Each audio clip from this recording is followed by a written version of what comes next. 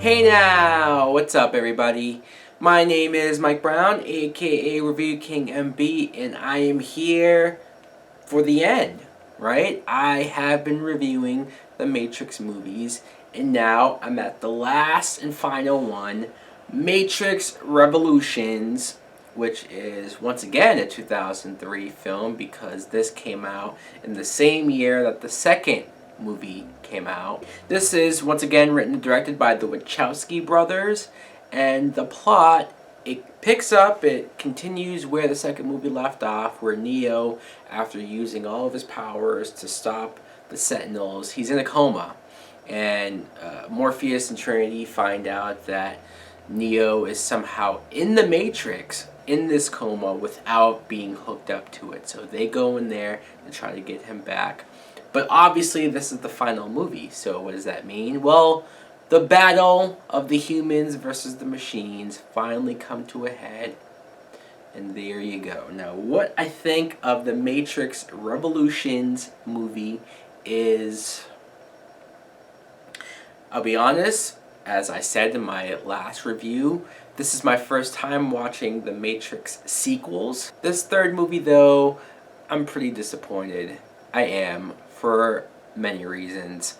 First, let's talk about, well, Keanu Reeves as Neo, Carrie-Anne Moss as Trinity, Lawrence Fishburne as Morpheus. These are your main characters, three main characters from all three movies. I don't have a problem with them, or their acting, but let's talk about certain events, certain things that happen in this movie that I question, that annoy me, that to me doesn't make any fucking sense, that confuses the hell out of me. The big thing, like I said, is that this is the battle, the culmination of the war. The humans fighting the machines. They have their robot suits and they're going in there shooting it up, and it goes on for a long time.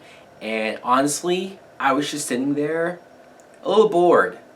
I didn't give a shit, hardly at all, as to what was going on. I don't know if it has to do with the fact that like Neo and Trinity weren't involved in this. They were kind of off doing their own thing, dealing with Agent Smith and whatnot. But I guess it was a lot of characters here that I didn't know, that really meant nothing to me. I know they represent the humans, but when you're seeing them get killed off and it's just non-stop shooting and explosions, I guess I just didn't care. I didn't. It's all CGI, of course, so that's also a disconnect. Let's talk about Hugo Weaving as Agent Smith, because he has his... It comes off as a side plot, but it ends up being the big thing of the film, where he is growing stronger, more powerful. He is the counterpart, the complete opposite of Neo, and he has grown his own clone army, and he not only wants to take over the Matrix, but it seems like he wants to destroy everything, the real world and the Matrix. So that's why Neo has to stop him, and we get a cool battle at the end between Neo and Agent Smith. I mean, them flying around and going at it, the fighting in the rain, that was cool. But along with me saying that I didn't care about some of the action stuff, let's look at the first Matrix movie. How innovative that was, how creative that was, how different for the time, and then how much those action scenes influenced action movies after that. In this movie, what's so different? What's so creative? What's so innovative? What's so new to make you go like, wow, these Matrix sequels are continuing to raise the bar up? Not really. Not really. They're more so relying on the CGI to just go bigger rather than better. And that was a big problem, but also just the Agent Smith character as a whole. I sort of started to lose understanding on what exactly he was doing. Like, even when he goes to visit the Oracle and then clones her, I honestly didn't understand what was going on there, because the clone version of the Oracle just starts laughing, and then you don't see her again until the very end of the movie, where she explains that she survived and all of this stuff, and I'm like, what happened here? Which, by the way, the actress who plays the Oracle is not the same actress who played her in the first two movies, because that first actress died in between makings of this movie. So that kind of sucks, because when you meet the new actress, not that she was bad per se, I just didn't get a connection with her as this character. It didn't mean as much as I think it should have been, but it's not their fault. One thing that might be not my least favorite thing, but it's up there. It's one of my least favorite things. This is getting into spoiler territory. I can warn you. I can admit that. But the death of Trinity is really annoying. It's not just because I really like Carrie-Anne Moss. It's not just because I really like the Trinity character. She was a badass, and I liked her relationship with Neo. There was a lot of things to like about her. But my biggest thing about her dying in this movie was that's what the second movie was all about. The second movie teased the fuck out of her dying, and it was Neo's biggest fear, and he kept having dreams of it, almost premonitions of her exact death.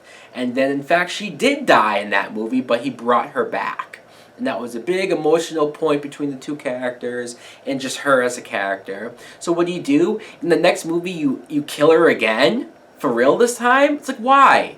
What's the point? Why would you do that?